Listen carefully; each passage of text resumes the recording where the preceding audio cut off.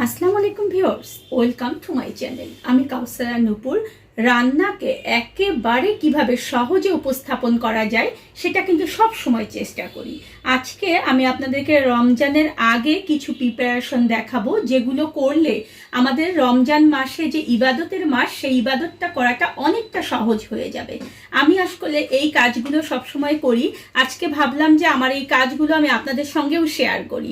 আমি এই ছোট ছোট কিছু কাজ আছে যেগুলো রমজান মাসে অনেক বড় কাজ হয়ে যায়, সেগুলো আপনাদের সামনে উপস্থাপন করলাম। আপনারা ঠিক এভাবে যদি করে রাখেন তাহলে দেখবেন যে অনেকটা সহজ হয়ে যাবে আপনাদের কাজগুলো।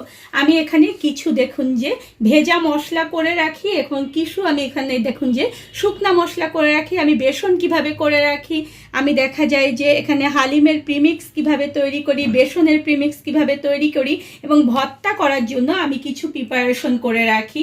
কাঁচামরিচ আমি কিভাবে ফ্রিজিং করে রাখি এবং কিভাবে বেরেস্তা করে সেটাকে সহজভাবে প্রসেসিং করে রাখি, সেটা সব আপনাদেরকে আজকে দেখাবো। আপনারা একটু ধৈর্য সহকারে আমার সঙ্গে থাকুন এবং এনজয় করুন আপনাদের রমজানকে, এবং বেশি বেশি করে ইবাদত করুন। পেঁয়াজ, আদা, রসুন এগুলো যদি আমরা রমজানের জন্য প্রসেস করে রাখি তাহলে দেখবেন যে আমাদের কাজটা কিন্তু অনেক সহজ হবে এবং সময় বেঁচে যাবে। আমি এখানে দেখুন যে 2 কিলো পরিমাণ রসুন একদম ছিলে ধুয়ে নিয়েছি।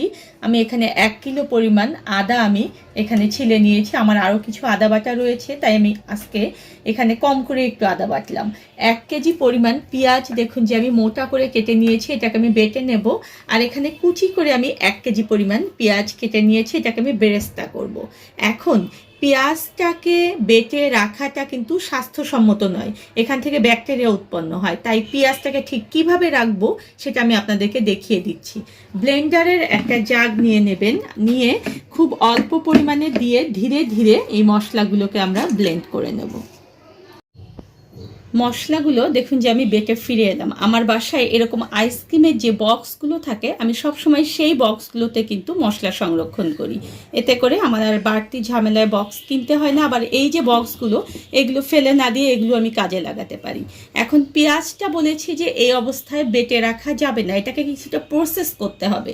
তো ফার্স্ট এই যে আমার বেরেস্তার জন্য আমি পেঁয়াজগুলো কেটে রেখেছি, এগুলোকে ফার্স্ট চলুন আমরা বেরেস্তা ভেজে নিই। চুলায় কড়াই গরম উঠিয়েছি আর সেখানে আমি দিয়ে দিচ্ছি ভাজার জন্য তেল। এখন যেহেতু তেলের অনেক দাম, তাই আমরা কিন্তু অবশ্যই তেলটা যখন দেব একটু বুঝে শুনে দেব। আর এই তেলটা আমি জোর আছে আগে গরম করে নেব। একেবারে তেলটা যখন তীব্র গরম হয়ে যাবে তখন এর মধ্যে আমি পেঁয়াজ দিয়ে দেবো। আর যাদের পেঁয়াজ বেরেস্তা একেবারে মচমচা থাকে না, তাদেরকে একটা টিপস দেই।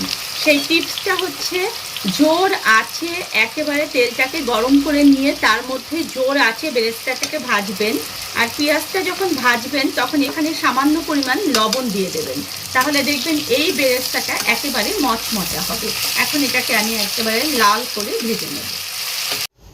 পেঁয়াজ বেরেস্তাগুলো দেখুন যে আমি ভালো মতো তুলে তেল ঝরিয়ে একটু একদম ছড়িয়ে দিয়েছি, যাতে করে এটা ঠান্ডা হয়। আর সব সময় ঠান্ডা করে তারপরে রাখবেন। আর পেঁয়াজ বেরেস্তার যে তেলটা রয়েছে তার মধ্যে এখন আমি 1 চা চামচ পরিমাণ হলুদ গুঁড়ো দিয়ে দিলাম, আর 1 টেবিল চামচ পরিমাণ লবণ দিয়ে দিলাম। দিয়ে এটাকে আমি একটু জালটাকে কমিয়ে দেব দেখুন। দিয়ে আমার যে পেঁয়াজ পেস্ট বেটে রেখেছিলাম আমি, সেগুলো এর মধ্যে ঢেলে দেবো। এখন মাঝারি আছে আমি পেঁয়াজগুলোকে 5 থেকে 7 মিনিট ধরে এভাবে একটু ভুনতে থাকবো। আপনারা যদি কেউ চান যে এর মধ্যে শুকনো মরিচের একটু গুঁড়ো দিয়ে দেবেন, সেটাও দিতে পারবেন। এতে করে এই পেঁয়াজ বাটার মধ্যে আর কিন্তু ব্যাকটেরিয়া হবে না। আর এখানে যে হলুদ দিয়েছি আমি, হলুদ কিন্তু অ্যান্টিব্যাকটেরিয়াল। এখন এটাকে আমি 5 থেকে 7 মিনিট ধরে একটু ভেজে নেব। দেখুন 5-7 মিনিট নেড়ে পেঁয়াজের মধ্যে যে একটা বাড়তি পানি থাকে, সেই পানিটাকে আমি শুকিয়ে নিয়েছি। এখন চুলার জাল বন্ধ করে দিয়ে এটাকে আমি ঠান্ডা করে তারপরে বক্সে ভরবো। তাহলে দেখুন যে আমার ভিজা মশলার কাজ কিন্তু হয়ে গেল। আমি আদা বেটে রাখলাম, রসুন বেটে রাখলাম, পেঁয়াজটাকে বেটে একটু জাস্ট ভুনে রাখলাম, আর পেঁয়াজ বেরেস্তাটাকে দেখুন যে আমি খুব সুন্দর করে ভেজে রাখলাম। আর সব সময় যে পটে রাখবেন সেখানে একটা টিস্যু দিয়ে তার মধ্যে পেঁয়াজ বেরেস্তা রাখবেন, তাহলে অনেক বেশি মচমচা থাকবে। এখন এগুলোকে আমি ডিপ ফ্রিজে ঢুকিয়ে দিয়ে আমার অন্য কাজে যাই। চলুন। পেঁয়াজ, আদা, রসুন তো আমি রেখে দিলাম। এখন মরিচের পালা। আমি এখানে 1 কিলো পরিমাণ মরিচ দেখুন যে বোটা ফেলে নিয়েছি, এবং এখান থেকে কাঁচা মরিচ এবং পাকা মরিচ দুটো কিন্তু আমি আলাদা করে নিয়েছি। আমরা পাকা মরিচ এবং কাঁচা মরিচ দুটো যদি দেই তরকারিতে, তাহলে দেখবেন যে তরকারির কালারটা অনেক সুন্দর হয়। এই মরিচগুলো দেখুন যে আমি এরকম পলিথিনের মধ্যে পেপার বিছিয়ে নিয়েছি। যারা বলেন যে মরিচ ফ্রিজিং করলে মরিচ বেশি দিন থাকে না, তাদেরকে আমি একটা কথা বলবো যে মরিচ কখনোই একসঙ্গে বেশি করে রাখবেন না, তাহলে দেখবেন যে মরিচটা নষ্ট হয়ে যাবে, এবং পলিথিনের মধ্যে রাখলে মরিচটা ঘেমে সেই মরিচটাও নষ্ট হয়ে যায়। তাই এভাবে যখন পেপার দিয়ে আপনারা মুড়িয়ে সেটা পলিথিনে রেখে একদম বাতাসটাকে এভাবে বের করে দেবেন, দিয়ে এভাবে একেবারে গিট্টু দিয়ে দিয়ে আপনারা এটা রেখে দেবেন নর্মাল ফ্রিজে। তাহলে দেখবেন যে 1 মাস পর্যন্ত কিন্তু এই মরিচটা একদম ভালো থাকবে। আর রমজান মাসের 1 মাস কিন্তু আমাদের ভালো থাকলে আলহামদুলিল্লাহ। মরিচের দাম এমনিতেই কিন্তু রমজান মাসে দেখবেন যে অনেক বেশি হয়। ঠিক এইভাবে করে ছোট ছোট প্যাকেট করে আমরা এটাকে রেখে দেব নর্মাল ফ্রিজের চেম্বারে। কিছু মরিচ দেখুন যে আমি পলিথিনে করে রেখে দিলাম, আর কিছু মরিচ আমি এখানে রেখেছি শুকনো মরিচ, লাল মরিচ এবং সবুজ মরিচ। এগুলোকে আমি ভর্তার প্রিপারেশন করে রাখবো। যদি ভর্তার প্রিপারেশন করে রাখি তাহলে ভর্তা করাটা রমজান মাসে আমাদের জন্য অনেক সহজ হয়ে যায়। আসুন দেখে আসি কিভাবে করতে হবে।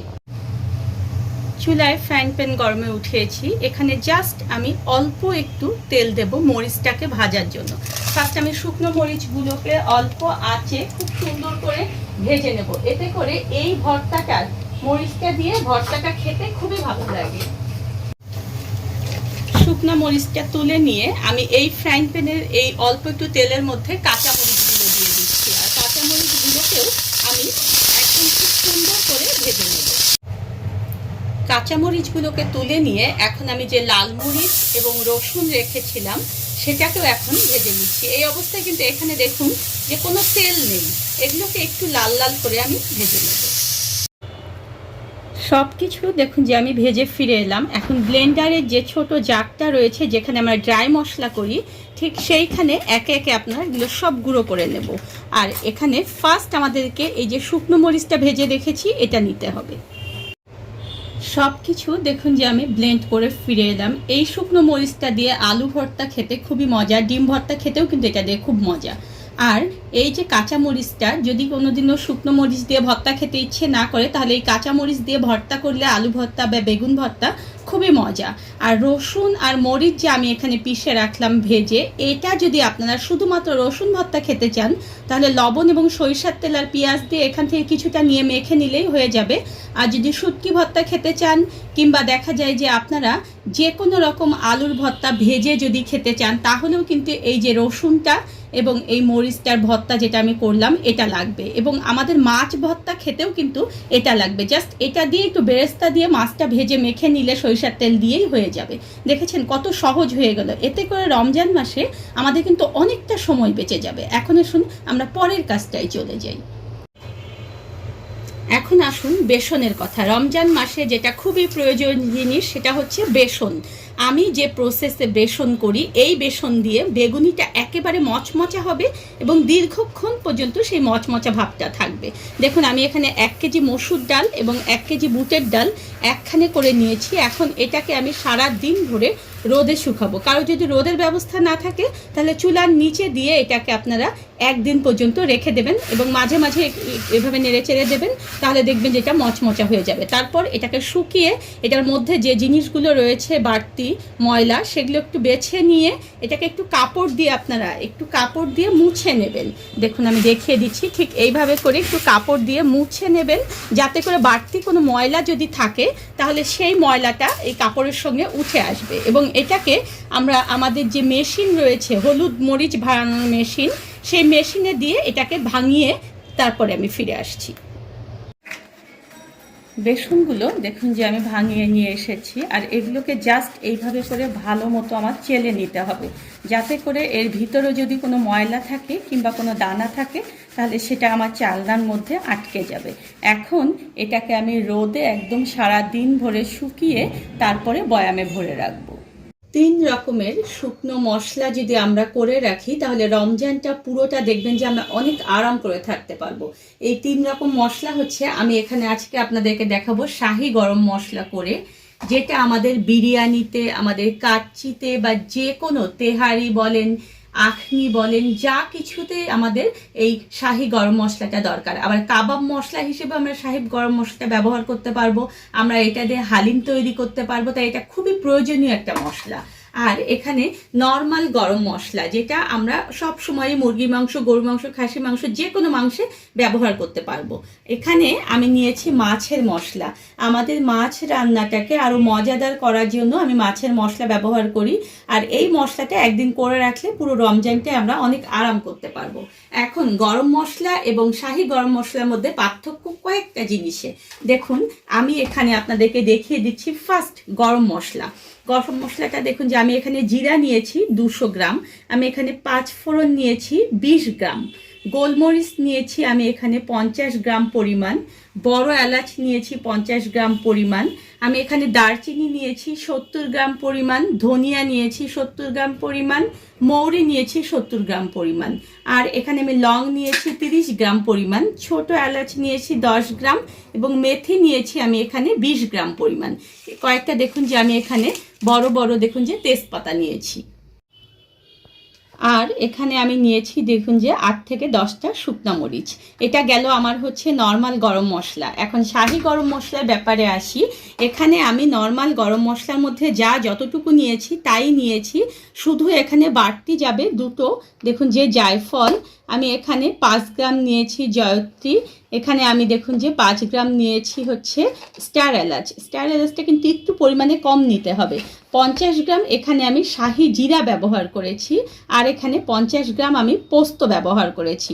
এই পোস্ত এবং শাহি জিরা এবং স্টার এলাচ, জয়ফল, জয়ত্রী এগুলো হচ্ছে শাহি গরম মশলার বিশেষত্ব, মানে এগুলো দিয়ে শাহি গরম মশলা করতে হবে।